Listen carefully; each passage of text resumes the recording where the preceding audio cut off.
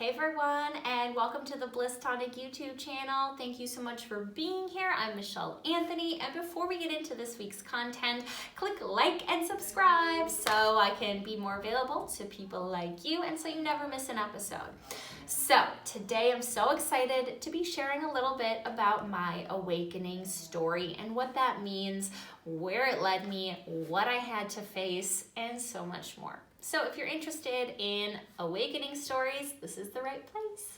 Okay, so I started off in yoga in college, and I actually took a college course, and I was going to college at Concordia in Moorhead, Minnesota, which is like the border town to Fargo, North Dakota. And I started taking classes then after that course at a local studio and had thought about taking their teacher training there. It was around this time that I was dating a Canadian woman and moved to Canada after I graduated. Followed for love with $700 in my bank account and packed up my shit and moved to Canada with no plan. They almost didn't let me through the border. They thought I was gonna work illegally because they're like, wait a minute, you have $700 and a one-way ticket. This doesn't add up. But it actually ended up working out for me in the long run as I got a visa that was a student visa. Even though I wasn't technically a student, there was a nice loophole for me to get into. Okay, so here we are in Canada. I have nothing to do, and so I wander the streets, and then I find a board with local events, and I find one for a drum circle. And I was like, cool, this sounds really fun. And it marketed as 80 to 100 people every single week. And so me and my partner went, and it was amazing. There was so many people, and they were all really nice, amazing people. And plus it's Canada, so you have that extra sparkle of amazingness in all of the people. And then I went again. I ended up actually becoming a regular at this circle, and I forget, but I also took the drum circle facilitation training. Anyways, and so it is in this second one that I attended that my yoga teacher came, my first yoga teacher, Mirta, I love you, and so she came and did her crystal singing bowls, and I was like, yep. There was a little flyer and it says, do you want to be a yoga teacher? And I just knew.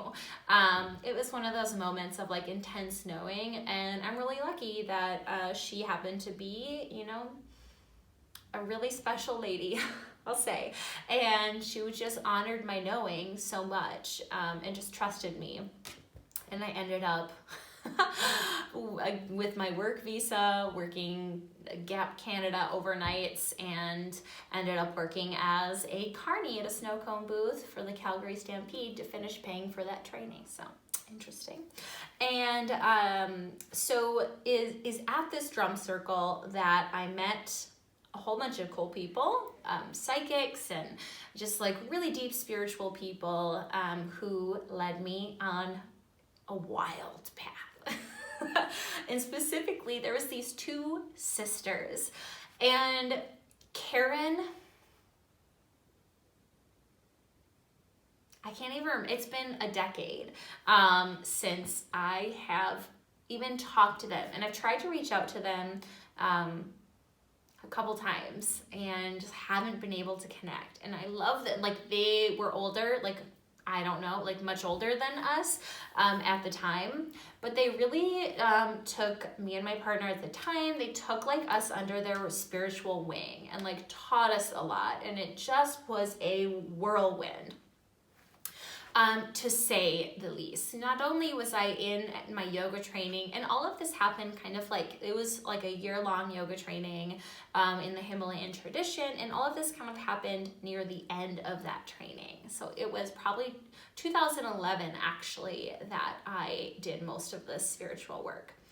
And what I mean by spiritual work, holy moly. So before I even met them, I'm going to back up a little bit. I had an experience. And it was prompted by this book I read called Summer with the Leprechaun. And it was where this lady like had these intense spiritual experiences, specifically with a leprechaun. And I was like, God, she just like talks about all these crazy things. Like they're just like real and it's just happening. And like, how is this, how I just had this moment of like, it's not a different world. Like, how do I access that world? How do I believe and see and witness and get to be a part of that spiritual world? Ever since I was younger, I've been on this quest for, and I always thought it was like finding special abilities. And I'm gonna have a different video about that and how I'm not special, but I always wanted to be. And so there's gonna be another video about that. And so I've always wanted to have psychic abilities and I just never did. And I was like, what is this lady tapping into in this book that like I can get to? And I recognized that my biggest block was my fear. I was like, well, what if I do see something? What if I see a spirit?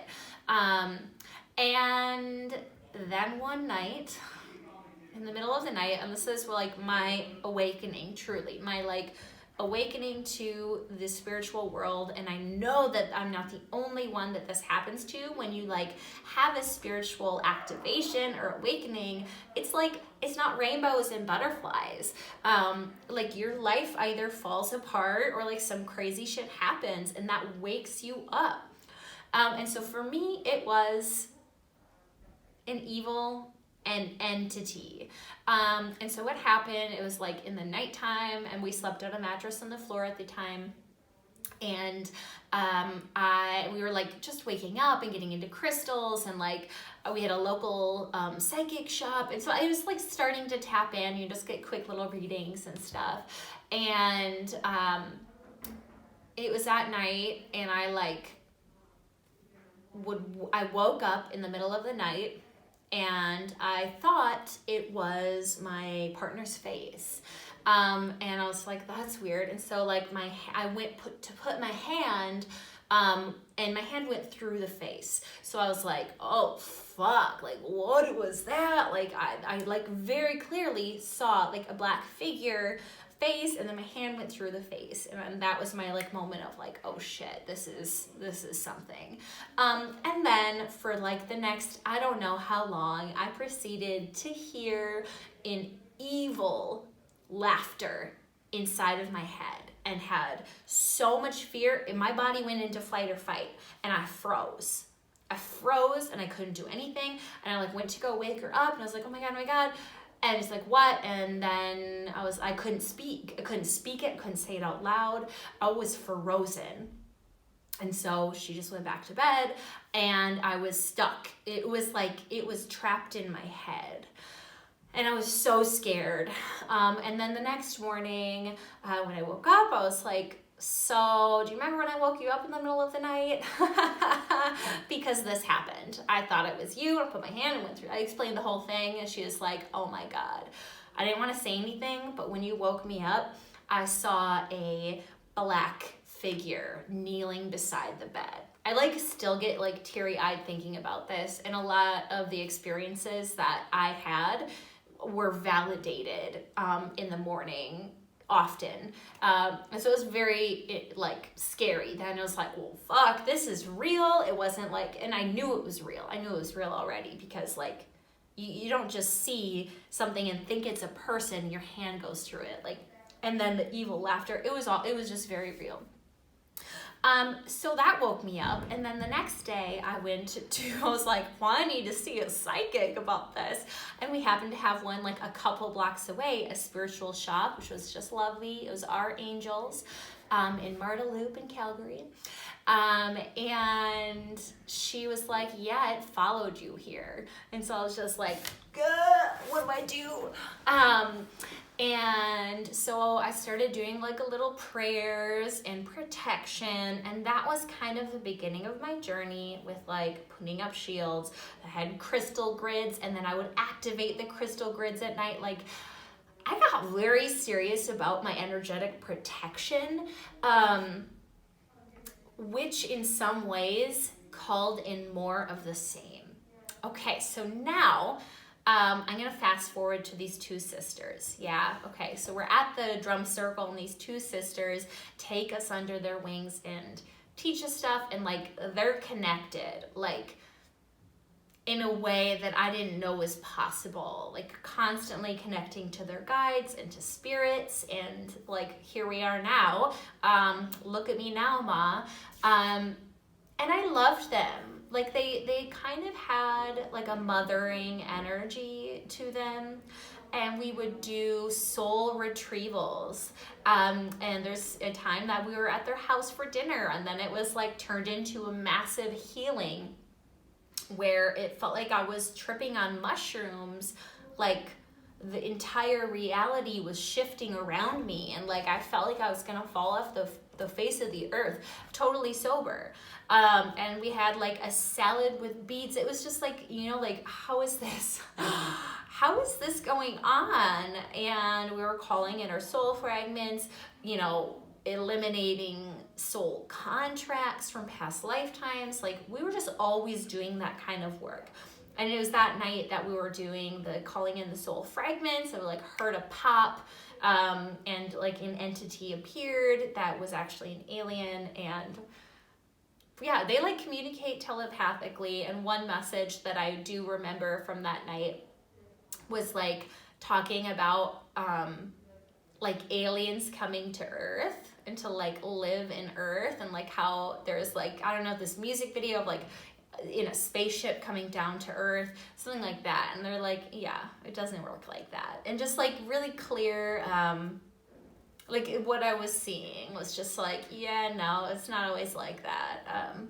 Anyways, and so yeah, it kind of is just like a piece of that timeline when I was having a lot of spiritual dreams. I was reading about the Pleiadians with the, what is the first one? Bringers of the Dawn, which is like in activation in and of itself. The words of that book are an activation. And so I would like see energy before bed. I would travel in my sleep and learn things about places and like download information and history of the Sirius star system in my sleep. And another night while I was doing that, specifically like learning about the entire history of the Sirius star system, and as I was learning about it, it was like on a screen, and I was like just and what I saw was like there was a forest and like trees, and learning about what happened within the Sirius star system. And it was that night while I was sleeping that my partner at the time had like heard these entities speaking, like they were outside the window, like, should we take her? And she's like, no, don't take her. And ended up like waking up, and we both saw a portal in like on the closet door, like in front of the bed, directly in front of us. So that's just like a piece of what was going on at the time. And like, obviously I'm still here. And like, it was very interesting. Like we would do like what you would think of as an exorcism, like all the time on myself. Like even though I put the shield up, they would still be attacking me. They would be throwing what's called artifacts into us, right? And I remember a time that we even did this for another person. And I'm not even, I think like almost like it was a sneak attack. Like, I don't know how it all went. Like the sisters organized everything. And like we show up, and it was like surgery, like for this like person who had this like very evil entity there. And it was an intense experience because like we were getting attacked while doing it. And like I had Reiki training at the time, so I could like feel the energy, and she would be like, okay, well there's like it's digging its claws in here, so can you remove this here? And like it was like surgery. Which like I have a really different understanding and experience of that now. That's just really different. And yeah, so that was my awakening in Canada. It was started with a lot of negativity, but what I learned in that time is just how fucking powerful I am. that I can say no, and there's power in my no. Whether I'm speaking to a person or I'm speaking to an entity, I say no, and it means no. It means get out of my space. And being able to speak with that like fierce power and knowing that I had this power was very important on my journey. And then in my spiritual journey, right, we had yoga, we had this like dealing with entities, but also this really beautiful awakening to like all sorts of spiritual stuff. And again, this was between 2010 and 2012, so quite a while ago at this time. And I ended up moving back from Canada in 2012, like early 2012. I remember we had a 2012 party in Canada, so I was there for that. And then moved back, right? So we broke up. I moved back into my mom's basement in 2012. And, you know, I'm still really connected, but like this feeling of doubt is really starting to sink in. So I'm still having experiences, but I'm starting, because I really was clear when I was in Canada. I didn't really do a lot of drinking. I didn't really do anything. I was very clear. And then when I came back, I was like kind of depressed. I was without my dog, which I now have. Shiloh's my Canadian dog. And just like a whole new life. And now I'm living with my mom in her basement with my little brother. And so, yeah, I'm starting to feel depressed and starting to go out to the bars more often and drinking. And then all of this doubt started to come in, and I felt very ungrounded. Like, just like in the bath, I remember being in the bathroom and just like channeling and with my pendulum and just like channeling somebody who had passed. And like, it was just a lot to take into that energy, this like, a sense of like seeing things that aren't there and then taking that to the bar scene. And it was about this time that I have a little side story of this moldavite that I had. And I really loved my crystals, and I had this moldavite necklace. And I could not find it for so long. And just a couple years ago, I was out at a bar and I saw a friend, like somebody I knew, and she was wearing my moldavite necklace. And I was like, what? Where did you find that? And she was like, do you want it back? I was like, oh, no. It ditched me. It left me because I was like being disrespectful to its energy and like bringing it out to bars and like whatever. And she's like, oh yeah, I found it at the Mousetrap, which is a local bar and whatever. And she was like wearing it bartending that night. And I was just like, very interesting. No, it is yours. You go ahead. And anyways, I just ordered a moldavite a couple days ago. So I'm excited to get that back in. So I had some doubt and of just like, did all of that happen? Like, did I just make that up? Did I just go through some sort of psychosis? Like, what happened when I was in Canada? Because that was different. Like, I was communicating with trees. I was communicating with spirits and entities every single day. That was my life. I was having dreams like where I was learning things. I had dreams where I knew that the energetic center for past life experiences was at the base of the skull. Like just random stuff that I'm like, why this isn't a dream. This is me like learning and getting downloads in my sleep.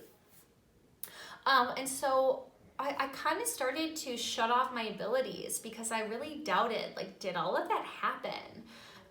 Did I make it up? Because it wasn't happening. It was happening less and less and less and less, right? Because I was essentially lowering my vibration, being separate from my spiritual community, which was very hard to not have my spiritual community. That was heartbreaking.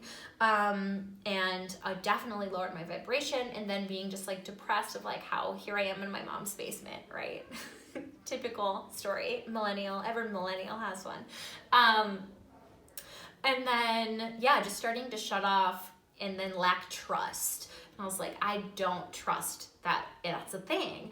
And then I started to go down this path of like, well, I'm only going to engage with grounded spirituality because like, that's cool that I could do all of those things. That's cool. Somebody told me I was a mermaid. You know what I mean? Like, but like, how does that serve me? how is it going to make me a better person? And so I really went down this path of like, how do I be a better human? And in a very grounded way.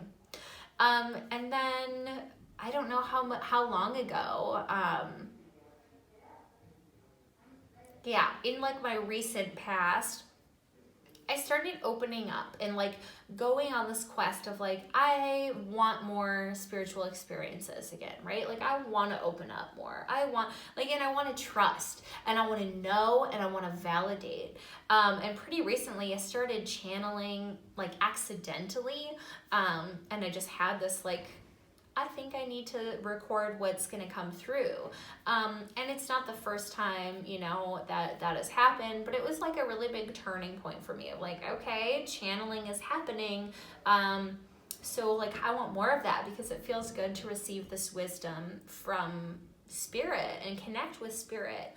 And where I've been at lately has been in such trust. Like I know beyond a shadow of a doubt that all of this is real, that everything I experienced in Canada was real. And one of the biggest things that's got me to this place of trust is purifying my own energy, is sitting in meditation for longer periods of time, doing meditations throughout the day, is offering sessions for people where I'm in a channeling meditative state. And it just holds me accountable, and I get to sit in that energy. And it's just like the most beautiful gift. And I just love doing this work so much. And it's led me to change my business name. So instead of Bliss Tonic Yoga, it's just Bliss Tonic, helping to lead people away from suffering and into happiness, and through so many different modalities, through so many different practices, and to just elevate consciousness of humanity so that we can all connect to that something more. And it's in that something more, in that space when we're connecting to spirit, that we can see that it's not something we have to achieve peace and happiness, but it's our natural state. Our natural state is what we're accessing through deeper states of meditation. So this is what I'm here to do, and I hope that my spiritual awakening story has inspired you to take another step on your spiritual journey and validated you and any experiences you have had along the way. Know that you're not alone, and I would love to hear some of the major points that helped to wake you up on your spiritual journey in the comments. So I'd love to connect with you there, sending you lots of love. Until the next one.